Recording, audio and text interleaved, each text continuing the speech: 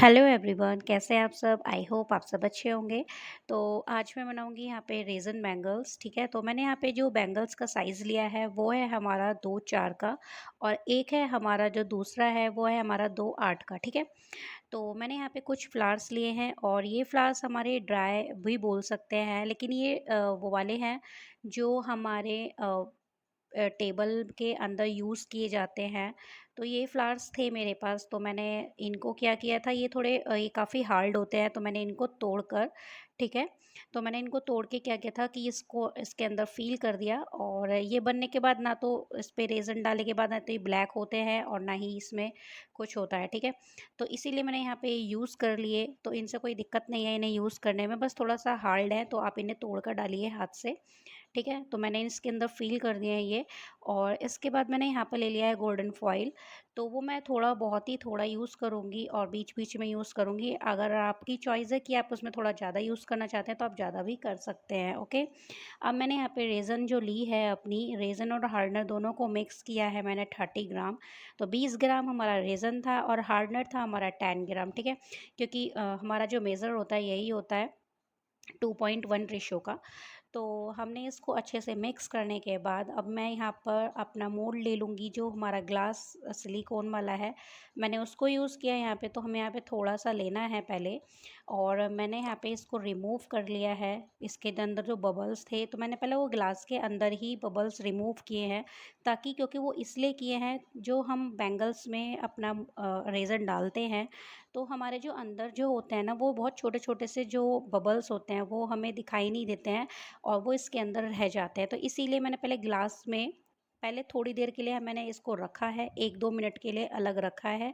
उसके बाद मैंने इसमें बबल्स रिमूव किए हैं और फिर मैंने इसके अंदर इसको फ़ील किया है। ठीक है, हमने यहाँ पे अब क्या करेंगे, एक टूथपिक ले लेंगे। तो टूथपिक से हमें क्या करना है, यहाँ पे एक आपको दिखेगा नहीं, शो नहीं होगा कैमरे में, तो एक बहुत छोटे छोटे से बबल्स होते हैं जो हमारे रह जाते हैं रेज़न में। वो एक्चुअली कि वो हटते नहीं हैं, तो हमें उसे क्या करना है कि हमें बैंगल्स बनाना है, तो बैंगल्स हमारा बिल्कुल क्लीन होना चाहिए। तो इसके लिए मैंने यहाँ पे टूथपिक लिए, टूथपिक से मैंने उसको लाइटली हटा दिया है, जो भी हमारे बबल्स थे।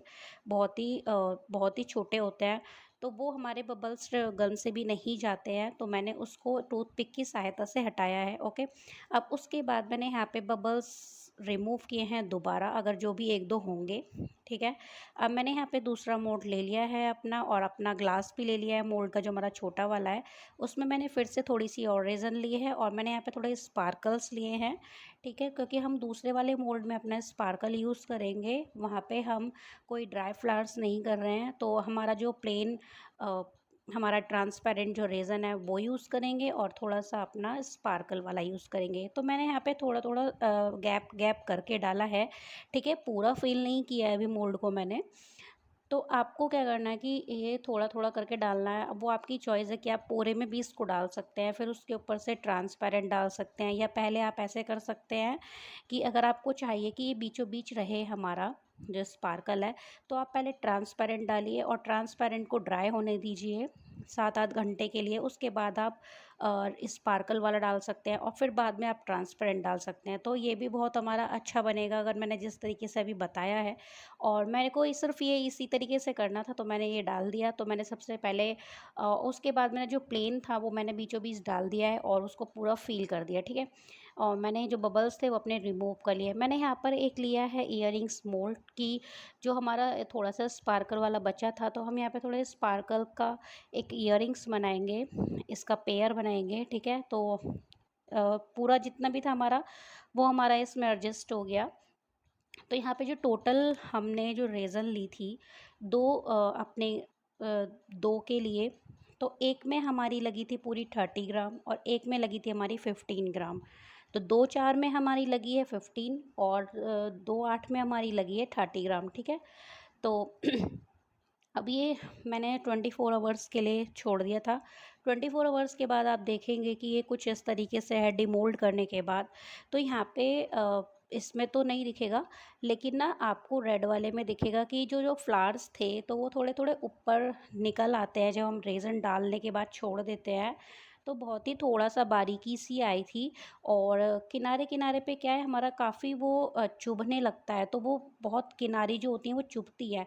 तो उसको फिनिशिंग देने के लिए अब हमें क्या करना है, तो यहाँ पे एक मेरे को चाकू ले लेना है। अगर आपके पास टूल है, तो आप टूल भी यूज़ कर सकते हैं। मेरे पास टूल नहीं था, तो मैंने टूल यूज़ नहीं किया और हालाँकि मैं टूल कभी भी यूज़ नहीं करती, मैं तो चाकू से ही करती हूँ। तो इसको जैसे कि हम छीलते हैं ना किसी चीज़ को, तो आपको जहाँ पर भी वो किनारी लग रही है, चुभ रही है, तो आप उसको वहाँ से छील सकते हैं। और उसको करने के बाद क्या करना है आपको, जहाँ-जहाँ पर भी है जहाँ पे फ्लावर्स निकल रहे हैं, आपको फ्लावर्स को उसको काट देना है। इससे कोई भी इसमें डिफ़ेक्ट नहीं होगा, ठीक है? और बल्कि जब आप बाद में रेज़न यूज़ करेंगे इसके ऊपर, तो उसमें क्लीनिंग आ जाएगी बाद में भी, ठीक है? तो आप इस तरीके से कर लीजिए पहले। इसको पहले पूरा क्लीन कर लेना है जहाँ से भी आपको चुभेगा ये, ठीक है? तो मैंने यहाँ पर ले लिया है सैंड पेपर, ठीक है? जो हमारी प्रेस में काम आता है, इसको रेगमार बोलते हैं। तो ये सैंड पेपर लेने के बाद हमें क्या करना है, जहाँ से भी हमने छीला था, तो वहाँ से हमें इसको थोड़ा रफ़ कर देना है। रफ़ इसलिए करना है हमको इससे कि हमारी जो स्क्रैचेज़ हैं, स्क्रैचेज़ तो इससे आएँगे ही आएँगे, लेकिन हमारी जब बाद में रेज़न डलती है तो हमारे स्क्रैचेज़ वगैरह कुछ नहीं रहते हैं, ठीक है? तो हमें सैंड पेपर से करना बहुत ज़रूरी है बाद में इसको, तो इसको रफ़ करना बहुत ज़रूरी है। तो जहाँ से भी हमने कट किया था चाकू से, तो आपको वहाँ से रफ़ करना है पहले इसको, वो भी अच्छे से रफ़ करना है और रफ़ करने के बाद आप देखेंगे ना, तो वो स्मूथली हो जाएगा जब आप हैंड लगाएँगे इसके ऊपर। तो अब मैंने यहाँ पे यूज़ की है जो बाद में अपना यूवी रेज़न, क्योंकि बहुत सारे कमेंट्स आते हैं कि अगर हम रेज़न लगाते हैं तो बाद में वो जो रेज़न होती है वो नीचे टपक जाती है, वो इकट्ठी हो जाती है एक जगह, तो वो फिनिशिंग हमारी अच्छी नहीं आती है। तो इसीलिए मैंने यहाँ पे यूवी का यूज़ किया है। यूवी हमें सिर्फ उतनी ही लगानी है, मैंने बाद में इस पे हाथ से भी यूवी का यूज़ किया है और पहले मैंने यहाँ पे स्पून की सहायता से यूवी लगाई है इसके ऊपर। तो मैंने पहले वहाँ किनारी-किनारी पे लगाई है ऊपर की तरफ, ठीक है? और मैंने फिर यूवी लाइट से इसको ड्राई कर लिया। तो यूवी से हमारा एक फ़ायदा ये होता है कि हमारी जो रेज़न होती है वो तुरंत ही हमारी ड्राई हो जाती है। तो यूवी का हमें ये फ़ायदा होता है। फिर हमने यूवी लाइट में इसको नीचे रख दिया और ड्राई होने के लिए रख दिया। तो आप देख सकते हैं यूवी लगाने के बाद ये कुछ इस तरीके से है, ना तो इसमें हमारे कुछ स्क्रैचेस दिख रहे हैं और जहाँ से हमने रफ़ किया था ना ही वो दिख रहा है, ठीक है?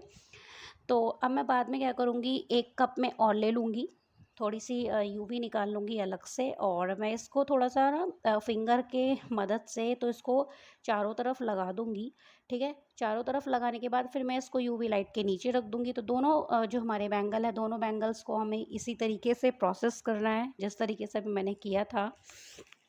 और आपको बैंगल्स के लिए अगर आप दूसरी रेज़न यूज़ करना चाहते हैं 3:1 की, तो मैं उस पर भी वीडियो बनाऊँगी।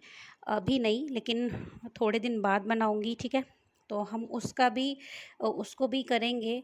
तो अभी फ़िलहाल में मैंने 2:1 से ही काम करती हूँ, तो मैंने उसी का ही बना के दिखाया है। तो अभी मेरा कुछ ड्राई हो गया है। ड्राई होने के बाद आप देख लीजिए कि जो हमारी किनारी थी वो सारी हमारी स्मूथ हो चुकी है, बिल्कुल क्लीन है, कहीं से भी हमारा कोई स्क्रैचेस नहीं दिख रहा है और बिल्कुल क्लीन दिखा है, ठीक है? तो अब मैंने पिंक वाले को भी ऐसे ही कर लूँगी और जो हमारे इयररिंग्स थे, तो इयररिंग्स पे हमें क्या करना है कि स्पून से ना हमें यूवी रेज़न, तो यूवी रेज़न की ना हमें इसके ऊपर ड्रॉप डालनी है। तो आप देख सकते हैं किस तरीके से दिख रहा है, ताकि उभारपन आ जाता है ना, तो उसी तरीके से हम इस पे ड्रॉप करके डालेंगे, ठीक है? आई होप आपको ये वीडियो अच्छी लगी होगी और अच्छी लगी तो मेरी वीडियो को like, share, subscribe and comment कीजिएगा कि आपको ये कैसी लगी। Okay, thank you, thanks for watching.